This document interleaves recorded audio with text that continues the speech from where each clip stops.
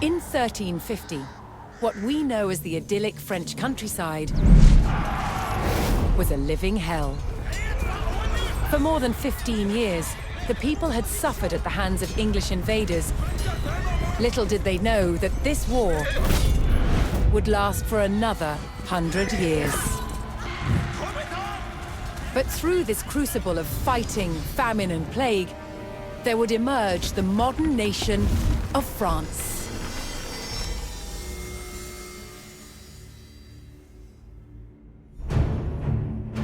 England's King, Edward III, looked jealously across the English Channel. Wanting France for his own, he had added the fleur-de-lis, the symbol of France, to his own royal standard. This was an all-out declaration of war. And in 1337, he invaded. But France already had a king, Philippe VI. As the English burned their way across the land, Philippe's army and his legendary knights marched to meet them and came face to face with the English longbow. A simple weapon, but the most devastating the knights had ever faced. The heroes of France fell to storms of English arrows. The war engulfed the French countryside. By 1351, the conflict was focused on Brittany. One fight stands out as a spectacular display of chivalry and a symbol of the wider conflict between the two enemy nations.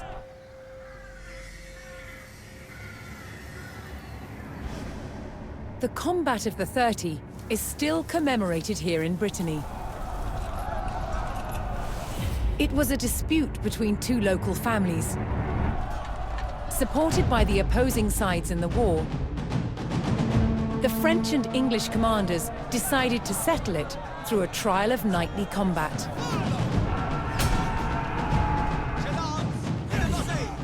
Each side would choose 30 champions to fight on neutral ground. France prepared to defend itself against England's finest.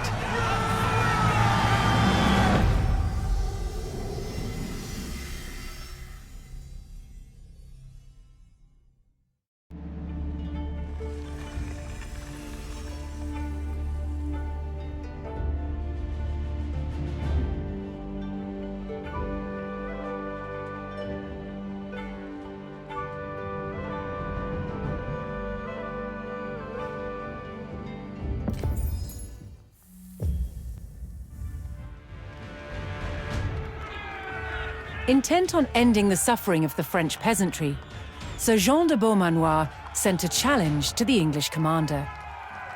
30 champions on each side would compete in a tournament for final claim to Brittany. With the battleground of the halfway oak agreed upon, Sir Jean set out to gather support from local knights.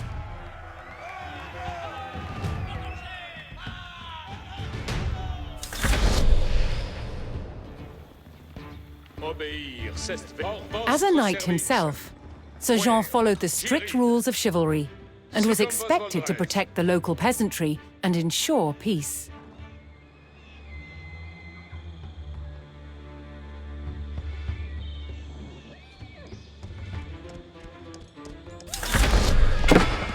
Page, veci come mettos nos en la voie.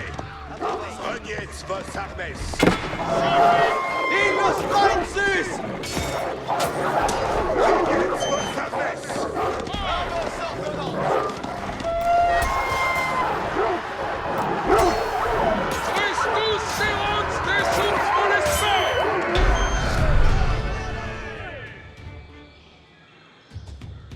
Most medieval tournaments were friendly in nature, held for sport and glory, but the Combat of the 30 was arranged between opponents mired in war.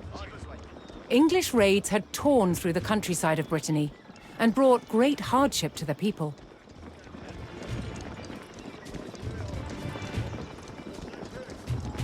Sir Jean spotted an English raiding party attacking a nearby farmstead.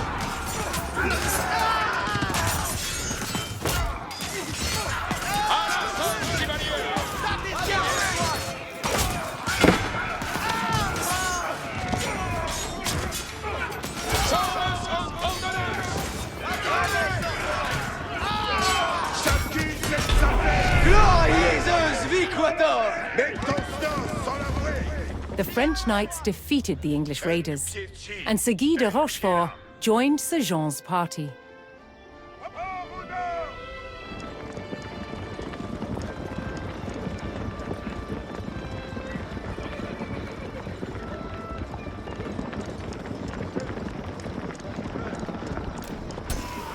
Sir Jean's search next brought him to Sir Geoffroy du Bois, whose squires were contending with a detachment of English longbowmen.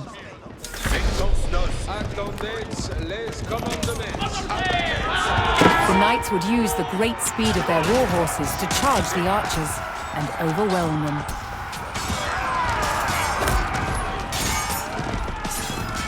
The English longbowmen fell, but the French knights knew the enemy would attempt to retake the hilltop fortification and steeled themselves for further attacks.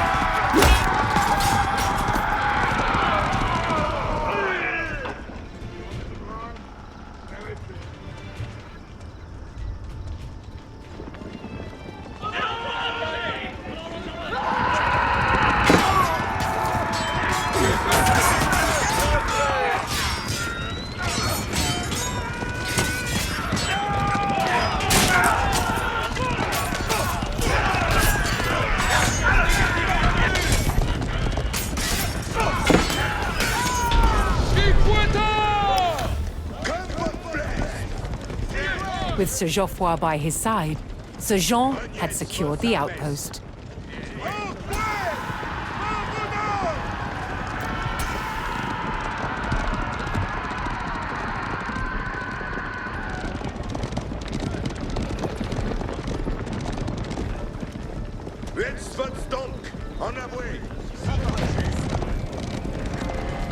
Looking to secure his honor, a young knight held his ground on a bridge in Sir Jean's path.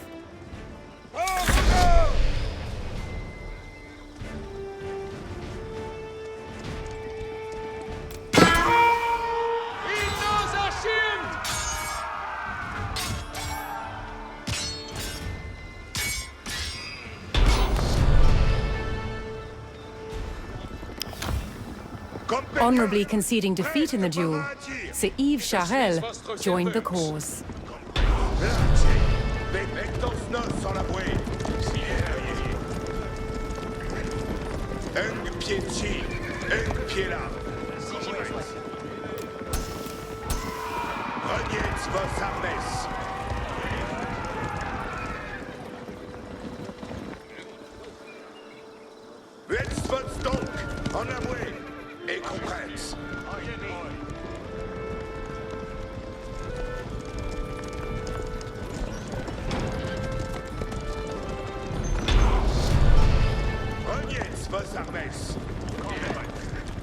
Sir Jean entered the staging area for the tournament. where he prepared to choose which knights would join him in battle.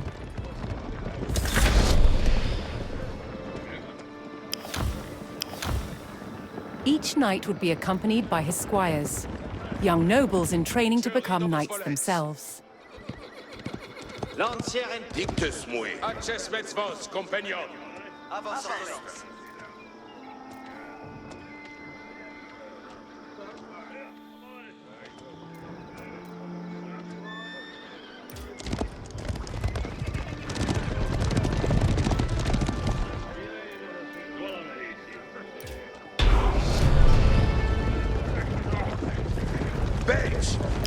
Sir Jean had selected his champions.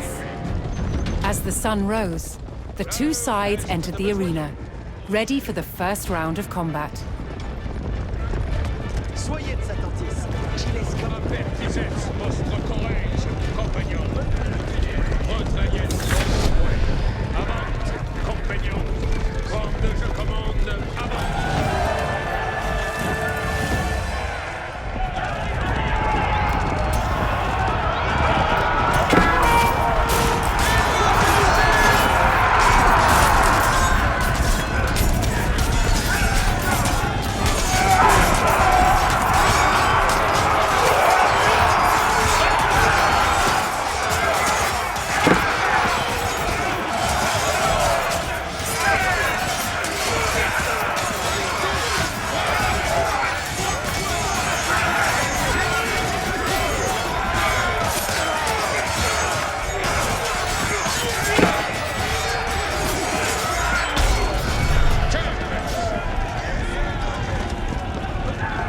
Claiming an easy victory in the first round, the French champions left the arena to recover their strength.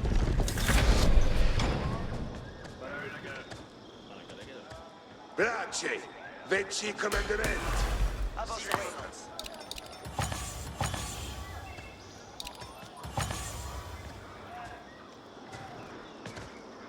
Soyez prest, compagnon. Incontinent. Refreshed and reinvigorated, the French knights returned to the arena for another round of combat. The combat of the 30 was about to decide which nation would control the Duchy of Brittany.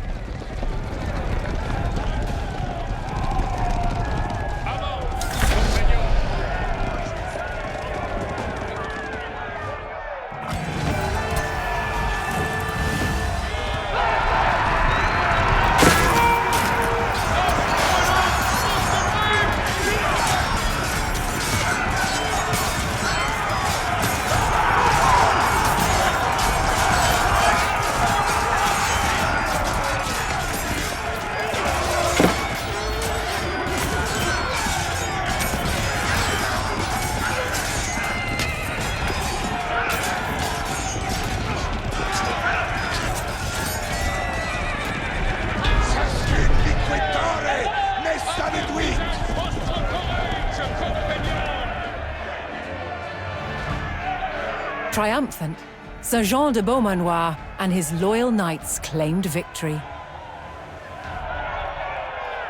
The combat of the 30 had decided control of Brittany in favor of the French.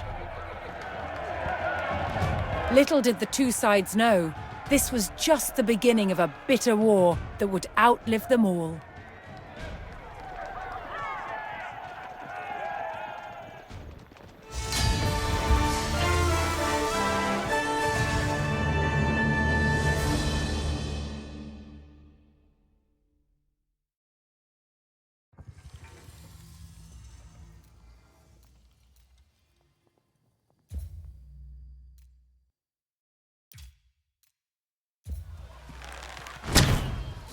In the 100 Years' War, the English used a terror tactic, a raid through enemy territory, intended to intimidate and provoke the French into battle.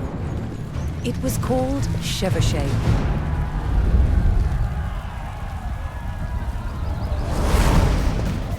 The principal weapon for chevauchée was fire. And one of the ways it was delivered was with incendiary arrows. Challenge with incendiary arrows? Keeping them alight. One type of incendiary arrow was fueled with gunpowder. You've got charcoal, got sulfur, and we've got saltpeter. Saltpeter is the main ingredient. The more oxygen you put into it, the hotter it burns. Of course, when it's on an arrow, when it's being shot, you've got a turbocharged airstream. The chemicals are bound together with brandy, left to dry, and poured into a linen bag. The extra long arrowhead is inserted into the bag and then tied off to secure it. It is then sealed by dipping it into boiling tree resin.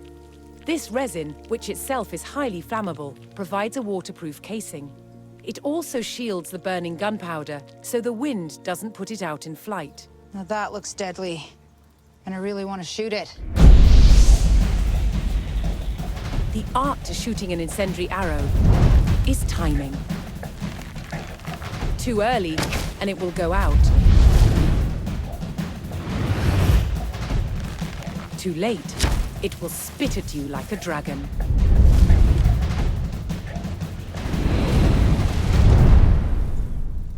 That was just evil. That was great. The word chevauché means horse raid, and it was mobile light horsemen who spearheaded the attacks. They took gold and silver from the churches, valuables from wealthy citizens, and as much food and drink as they could find from anyone. A chevauché was scorched earth warfare to create discontent amongst the enemy's subjects, perhaps even to get them to turn against their king. An army on campaign needed a decisive battle, and a chevauché was intended to taunt the enemy to come out and fight.